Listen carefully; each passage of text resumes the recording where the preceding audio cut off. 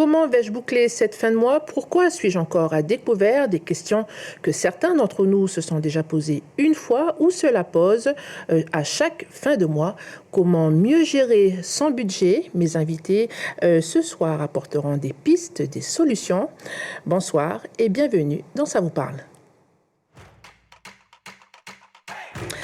Un Français sur deux est dans le rouge au moins une fois par an, une situation difficile que beaucoup de Calédoniens subissent. Comment se sortir de cette spirale? Vers qui se tourner? Viviane Paboutéen, responsable du pôle action sociale au CCAS de Dimbéa, reçoit et conseille des familles de Dimbéa en difficulté. Et vous verrez que de nouveaux profils poussent la porte de son service. Des difficultés financières qu'a connues Evelyne. Depuis quelques mois, elle a opté pour une méthode de gestion bien particulière. De quoi s'agit-il et est-ce que ça marche? Elle en parlera tout au long de cette émission. Bonsoir à toutes les deux. Bonsoir. C'est un sujet qui devrait intéresser pas mal de Calédoniens ce soir. On va parler de gestion du budget personnel ou familial. J'ai une question à vous poser à toutes les deux. Répondez-moi par oui ou par non simplement. Est-ce que l'on peut s'en sortir de cette difficulté financière? Oui. Oui. Alors, il faut rester jusqu'à la fin de cette émission pour savoir comment. Evelyne, avant de commencer cette fameuse méthode pour mieux gérer votre budget, quelle était votre situation? Alors, j'étais salariée, on va dire. Et par un choix de choisir de carrière, de changement de carrière, et je sais que ça allait impacter mon budget, du coup, j'ai cherché et me suis focalisée sur les budgets enveloppes. Parce qu'en fait, financièrement, vous étiez déjà un petit peu, voyez déjà venir oui. Les fins de mois difficiles? Alors oui, parce que je dépensais beaucoup. Mmh. Et donc, je savais que le budget allait vraiment être restreint. Du coup, on a fait le choix de partir sur quelque chose, trouver une solution pour gérer carrément mieux son argent, enfin ses finances. Alors vous allez nous expliquer un peu de quoi il s'agit un peu plus tard. Viviane Paboutéen, la situation que décrit Evelyne, que beaucoup de Calédoniens connaissent, c'est-à-dire les fins de mois difficiles, être tout le temps souvent dans le rouge ou à découvert, c'est une situation que tout le monde peut à un moment donné vivre. Parce qu'en fait, on peut penser qu'elle ne concerne que les très bas revenus. Non, effectivement, ça peut concerner tout le monde, toute catégorie sociale à un moment donné dans son parcours de vie. Aujourd'hui, nous, au service social de la commune de Dimbéa, on reçoit tout public qui vit sur la commune et qui, à un moment donné, peut rencontrer une difficulté ou demander un conseil, traverse une difficulté particulière qui va impacter son budget. Donc on a de plus en plus un public qui est peut-être sans emploi ou avec de l'emploi. Et de plus en plus, malgré des rentrées d'argent, en difficulté pour finir ces fins de mois. Ils travaillent, oui, mais ils ont quand même des difficultés à gérer, à arriver jusqu'à la fin de mois, avoir ce qu'il faut jusqu'à la fin de mois, c'est ça? C'est cela. C'est-à-dire que malgré une situation professionnelle des fois stable, oui, des revenus, des CDI, il y a de plus en plus de besoins à couvrir ou des dépenses en augmentation. Le panier de la ménagère, souvent on intervient nous sur de l'aide alimentaire, de la prise en charge de factures d'eau ou d'électricité afin d'éviter l'enlisement financier pour donner un coup de pouce sur le mois. Avant d'aller plus loin, je vous propose de regarder ce micro-trottoir. Il a été réalisé cet après-midi à la sortie d'un supermarché. Par exemple, je garde 10 000 francs pour la fin du mois, quand je termine à payer mon loyer, le courant, les lots, là. Et puis j'ai de la famille un peu qui m'aide, des amis des fois qui puissent aller à la chasse ou un truc comme ça, mais pour moi c'est très très dur. Pas du tout. Toujours à découvert. On essaie de chercher dans les magasins moins chers, par exemple, des articles qu'on a besoin vraiment tout le temps, quoi. Beaucoup. Avant avec 5 000 francs on pouvait faire des courses, mais maintenant c'est fini. Si on n'est pas obligé de travailler un peu au noir, comme on dit, on est obligé. Hein. Moi, c'est ce que je fais un peu par semaine. Hein. Oh, ça, c'est au jour le jour. Je vis au jour le jour, donc je suis payé un peu au lance-pierre. Et je vis comme ça. Personnellement, j'arrive pas à gérer en ce moment, surtout avec la hausse des prix. Donc, je commence à faire un petit peu attention, mais bon, c'est vrai que j'achète comme d'habitude. Et puis bah, quand il n'y a plus, il n'y a plus. Donc heureusement que je ne vis pas seule et qu'on peut m'aider à la fin du mois. Je peux me nourrir avec ma famille. Mais Quand il n'y a plus d'argent, c'est à partir de quel moment c'est à partir de 3/4 du mois, on va dire. 3/4 du mois, vous Ouais. n'avez plus d'argent. Voilà, ça commence à... Voilà, le budget, c'est vrai qu'avant, mon budget, en fait, c'est le même budget, on va dire, qu'il y a quelques années. Et petit à petit, il y en a de moins en moins. Et voilà, donc c'est vrai que avant je tenais jusqu'à la fin du mois, maintenant, 3/4 du mois. Voilà ce qui confirme bien ce que vous disiez tout à l'heure, parce que la dernière personne qui n'a pas voulu être à visage découvert, elle travaille, disait qu'elle a quand même un bon revenu. Evelyne, qu'est-ce qui vous a... Est-ce que ces difficultés-là que l'on a vues dans ces micro-trottoirs vous a poussé à réagir, à vous lancer dans cette gestion plus rigoureuse de votre budget? Alors moi, comme je disais tout à l'heure, c'est vraiment parce que j'ai fait un choix de carrière professionnelle qui fait que mon salaire allait diviser pratiquement par 2 les premiers temps. Donc se retrouver dans le rouge, j'ai préféré en fait reprendre mes comptes. Donc après oui, j'ai connu les découvertes parce que forcément on dépense. Enfin, je pense que c'est aussi le fait qu'on catégorise pas nos dépenses. C'est-à-dire qu'on a le salaire et on sait à peu près ce qu'on doit payer, mais pas forcément catégoriser, quoi. Par exemple, la nourriture, on doit avoir tant, l'essence, c'est tant, et ce qui nous reste dans le mois, c'est tant, et du coup, on doit tenir avec ça. Là, c'est vrai, comme disait le monsieur, on vit un peu, chacun, je pense, en tout cas moi, je vivais au jour le jour. Donc forcément, aujourd'hui, tu dépenses, demain, tu redépenses, et puis tu fais que ça, quoi. Et puis après, on se rend compte à la fin du mois que... mais tu sais pas, c'est ça, où ça va l'argent. Ouais, c'est ça. Tu sais pas si c'est dans l'alimentation, tu sais pas si c'est dans le shopping. En fait, moi, j'ai pas d'enfant, enfin, de petit, donc je savais jamais où partait mon argent. Et justement, vous avez choisi quelle méthode pour reprendre un peu les budgets enveloppes. Donc en ce moment, c'est la grande mode, on va dire. Et ça consiste à quoi? Alors ça consiste à gérer son argent physiquement, c'est-à-dire que déjà on n'a plus la notion de l'argent, on a tous soit la carte bancaire, soit le chéquier, et avoir de l'argent liquide, quoi, ça te permet de savoir ce qui te reste réellement. Et quand tu vas dans ton portefeuille, tu sais ce que tu as, et tu te dis pas j'ai la carte bancaire et ça va le faire, quoi. Voilà. C'est un peu ça. Et concrètement, Alors concrètement, il faut déjà... moi, j'utilise mon classeur. Donc c'est un classeur où dedans, tu as ton revenu, tu as tes charges fixes, ton loyer, le loyer, l'eau, l'électricité, les emprunts. Et après, tu as ce qu'ils appellent les charges variables, où dedans, tu as l'alimentation, l'essence, tout ce qui varie dans ton quotidien, en fait, dans tes dépenses quotidiennes. Et après, donc, tu fais la soustraction de tes revenus moins tes charges fixes, moins tes charges variables, et il te reste temps pour économiser ou, généralement, c'est le reste à vivre, c'est souvent ce qu'on met pour économiser. Donc, et moi, en fait, le but des budgets enveloppes, c'est vraiment catégoriser toutes ces dépenses. C'est pour ça qu'au début, on te dit, il faut reprendre tes anciens relevés et faire le check-up de toutes tes dépenses. Donc, dire que l'alimentation, généralement, tu dépenses, et faites-le. Vous allez voir que c'est impressionnant parce qu'on ne se rend pas compte. On ne se rend pas compte qu'on a acheté, par exemple, j'ai des bêtises, mais pour 20 000 francs de bêtises, de trucs un peu pas prioritaires, en fait. Donc, ça va très vite quand vous allez faire votre essence. Vous prenez la carte bancaire, vous regardez, tu payes ton essence et là tu vois un paquet de bonbons ou un paquet de ce que tu veux, tu achètes. Mais si tu fais ton essence toutes les semaines, tu regardes, tu dépenses plus que ton essence, en fait. On a cette perte de l'argent, de notion, de l'argent, oui. Un décalage peut-être avec la notion de dépense. Toutes les semaines, j'ai dans mon portefeuille, donc mon portefeuille a des petits onglets où à l'intérieur tout est catégorisé. Donc j'ai l'argent pour mes courses, pour l'essence, et je ne dépasse pas. Encore un budget Voilà, c'est par ça. semaine. C'est ça. Mais il faut avant de dans une commencer, enveloppe.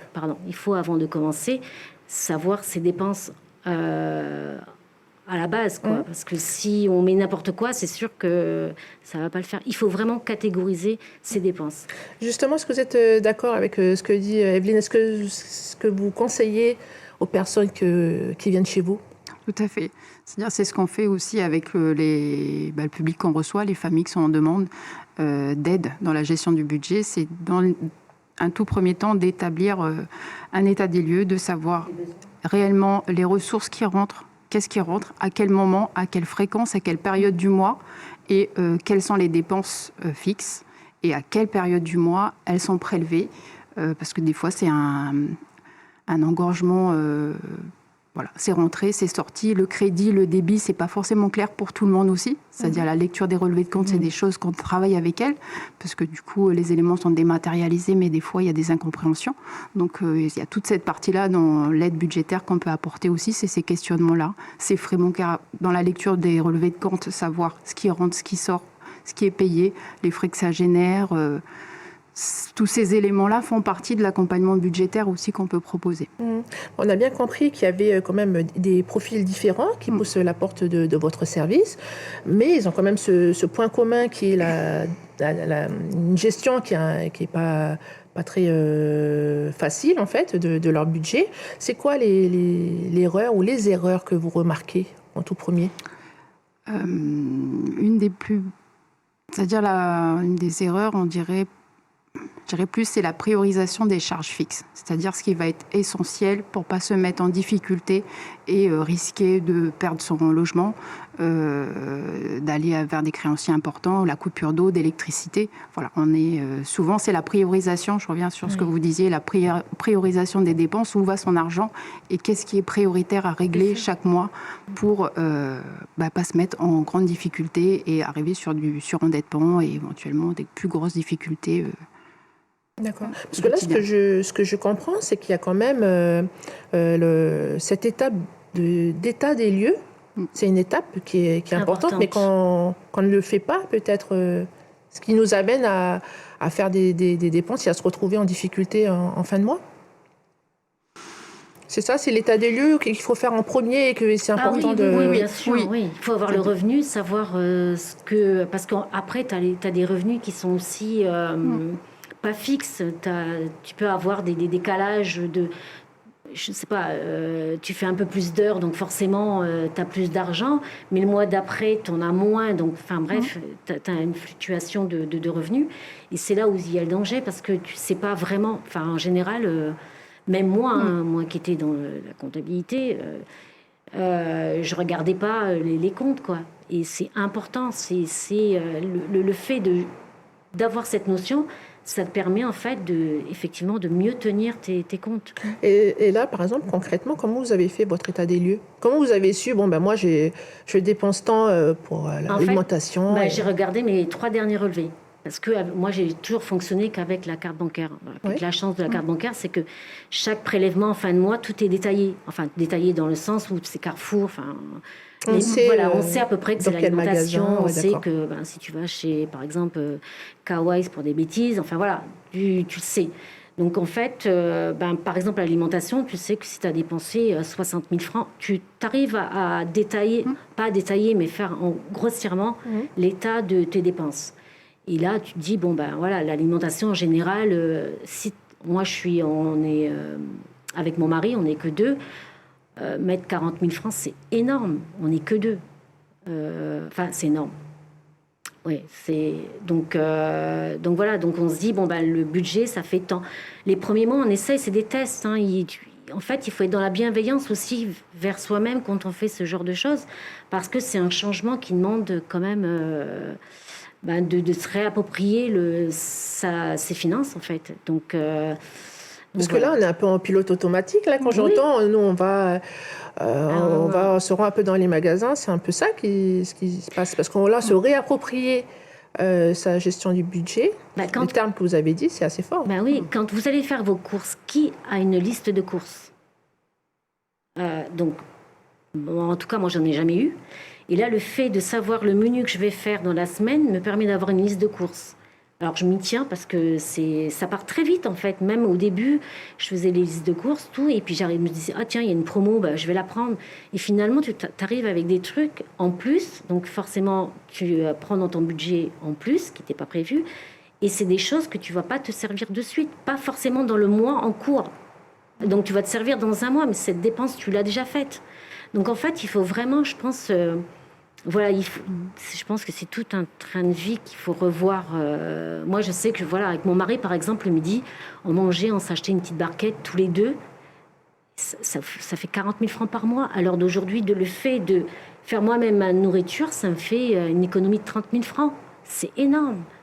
Mais bon, ça demande de faire la cuisine.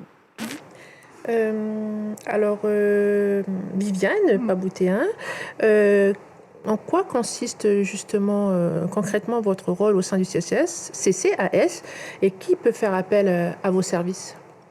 Alors au CCAS de Dimbéa, toute personne qui vit sur la commune de Dimbéa peut solliciter les services de la commune pour de l'information, du conseil, des explications, enfin voilà, une difficulté, une demande d'aide sociale ponctuelle, peuvent venir au CCAS solliciter un coup de pouce. Sur les profils d'accompagnement, concrètement, ce qu'on va faire avec les familles qui sont en demande d'accompagnement budgétaire parce qu'il y a une problématique, notamment, généralement, c'est des dettes. Pour nous, de notre côté, ça va être principalement des dettes généralement locatives ou des crédits, enfin voilà, des choses qui impactent fortement le budget et qu'on peut essayer de rattraper avant d'arriver à une situation de surendettement. Donc, ce qui va être fait avec eux, c'est comme on l'a dit, faut que déjà la personne, j'insiste, elle soit actrice. Hein. Nous, on va aider, mais on ne peut pas faire sans la personne. Il faut qu'elle ait envie aussi de pouvoir travailler sur ses problématiques et de s'en sortir sur ses difficultés financières. On va faire l'état des lieux. Seule. Oui. Voilà, on va apporter des conseils. Après, il faudra qu'elle s'en saisisse, Oui. qu'elle utilise les outils qu'on propose. Parce qu'il y a des outils qu'on propose pour faire l'état des lieux, pour chiffrer voilà, les dépenses, les ressources, différents modes d'accompagnement. J'entends ce que vous dites par rapport à la liste de courses et tout. C'est dans l'accompagnement budgétaire, c'est aussi chiffrer le poste alimentaire, c'est savoir comment elle les fait, où est-ce qu'elle les fait, à quelle fréquence. Donc ça, c'est des questions que vous posez pendant le rendez-vous ou c'est comment ça se passe? Elle vous dit bon voilà, moi je fais mes courses comme ça. Voilà, c'est-à-dire qu'au cours de l'entretien, c'est aussi l'état de la situation financière et comment elle consomme. C'est aussi savoir comment elle consomme, c'est écouter ses explications, où est-ce qu'elle va, à quel elle travaille en sortant avec les enfants. Enfin, il y a plein d'éléments qui vont venir faire une photographie de sa gestion budgétaire. Et après, on va pouvoir partir de là pour essayer de trouver des solutions. Trouver une fréquence, est-ce qu'on se dit à la semaine, avec tel budget, est-ce que c'est peut-être plus facile sans les enfants, moins de tentations, moins de... Voilà. Se faire une liste de courses pour ceux qui ça convient de faire une liste de courses, parce que voilà, elle n'est pas happée par les promotions, d'acheter des choses qu'elle n'aurait pas forcément besoin, mais c'est moins cher, j'aurais peut-être besoin dans un mois ou deux. Oui. Et que... Et justement, selon l'ISEE, en 2019, les ménages consacrent 24% de leur budget dans l'alimentation, boissons, restos et toute consommation hors domicile. Vous parlez tout à l'heure de tentation. C'est quoi les pièges à éviter? Par exemple, justement, concrètement, on va faire ses courses. On parlait de tout à l'heure de listes. Peut-être des conseils et des pièges à éviter. Bon, les pièges à éviter, ça va être souvent les promotions, c'est bien, mais c'est vrai que si c'est pas le besoin prioritaire et que là il faut faire les courses le strict minimum pour manger, effectivement, voilà, l'ensemble de jeans et de literie qui est en promotion moins à 50%, si c'est pas le besoin prioritaire, parce que ce mois-ci il faut serrer la vis et on verra plus tard, c'est aussi éviter les achats. Je dirais pas qu'elles sont elles ne sont pas prioritaires au moment où on travaille sur le budget. Il y a des choses qui peuvent être décalées et de faire différemment. C'est-à-dire aller dans peut-être des commerces moins chers. Souvent, sans qu'on le dise, les personnes le font. Hein. Déjà, on a beaucoup de personnes qui vont faire leurs courses aussi, principalement dans les commerces les moins chers, les discounts, les leaders, pour l'alimentaire. Evelyne, alors comment avez-vous débuté? Parce que j'imagine que ça ne se règle pas du jour au lendemain. Ah non, pas du tout. Non, moi j'ai commencé je l'avais fait il y a 3 ans, mais bon après j'ai abandonné. Et j'ai commencé réellement au mois de février de cette année. Donc on va dire que je trouve, enfin moi en tout cas, j'ai trouvé ça très ludique. Et donc moi qui faisais jamais mes comptes, ou en tout cas une fois par mois, parce que le banquier m'appelait, là je le fais et je le faisais une fois par semaine. Donc c'est mieux de le faire à la semaine qu'au mois par rapport à votre méthode. Ben oui, parce que les enveloppes en fait vous permettent donc de catégoriser vos dépenses. Alors là où c'est plus fun, c'est parce que vous faites des défis. Alors, ce qu'ils appellent les défis, c'est des petites économies. Donc tout ce que vous n'avez pas dépensé dans la semaine, on l'économise. Alors ça peut être 500 francs, parce que c'est le plus gros défi qui est bien connu des budgéteuses, c'est les 500 francs, le billet de 500 francs. Donc voilà. Après, j'ai mis à peu près vraiment 3 mois pour renflouer et avoir une stabilité dans quelque chose de très ponctuel et où ça match. Alors, il y a des choses encore que j'essaye, parce que c'est vrai qu'au début, on se serre la ceinture parce qu'on essaye d'avoir des économies pour pouvoir avoir un fonds de secours. C'est ce qu'ils appellent un fonds de secours. Moi, je l'appelle un fonds de roulement. Mais maintenant, alors il y a eu des soldes. Mais même ça, les soldes, j'ai craqué pour les soldes. Mais comme je sais que j'ai des enveloppes qui sont des enveloppes épargne, je pioche dedans. Voilà. Après, le but, c'est pas de piocher. Aujourd'hui, alors en février, vous avez commencé. C'était un petit peu difficile de se lancer. On parlait tout à l'heure de cette motivation. Et la motivation, vous avez eu le déclic, donc vous êtes motivé. Oui. Et chez vous, certaines familles ne continuent pas, ne souhaitent pas avoir de suivi avec vous? Oui, ça c'est... Voilà, il faut qu'on me dise, c'est proposer l'accompagnement. Après, on a des familles qui entendent, on diagnostique avec eux, qu'on peut travailler sur des choses. Après, si elle ne veut pas être accompagnée, on ne peut pas inciter à l'accompagnement. Par exemple, par rapport à ce micro-trottoir, on a eu plusieurs personnes et les personnes ne souhaitaient pas être filmées. En parler, c'est pas grave, mais filmer, c'est pas possible. On a ressenti une forme de honte de dire qu'on est en difficulté financière. C'est ce que vous pouvez aussi remarquer Oui, discuter des problèmes financiers et de l'argent en général, c'est un sujet qui est intime, donc c'est compliqué. Oui. Nous, quand on pose la porte du service social, c'est déjà pas facile. C'est aussi aller chercher de l'aide. Voilà, c'est indiquer déjà qu'il y a des situations financières complexes et on vient chercher de l'aide. Mais parler d'argent, c'est l'accompagnement individualisé des personnes dans le secret professionnel de notre profession, ça fonctionne et les gens viennent parce qu'ils ont confiance. Mais par exemple, travailler cette problématique sur des actions collectives, on a essayé de le faire sur des grands thèmes. C'est plus difficile. Collectif, donc tout le monde ensemble, parler, ça marche pas. Un visage c'est l'intimité de son fonctionnement. C'est pas forcément un sujet auquel, je dirais, le public est à l'aise de se livrer sur sa gestion personnelle des choses. Se dévoiler, c'est compliqué. Oui. C'est pas toujours facile. Vous êtes aussi, Evelyne, à l'origine d'un groupe Facebook, les budgets enveloppes du pays. Qu'est-ce qui vous a Du Caillou, pardon. Qu'est-ce qui vous a surpris, peut-être en créant cette page? Alors, au début, j'ai créé cette page pour m'obliger à le faire à long terme. Voilà.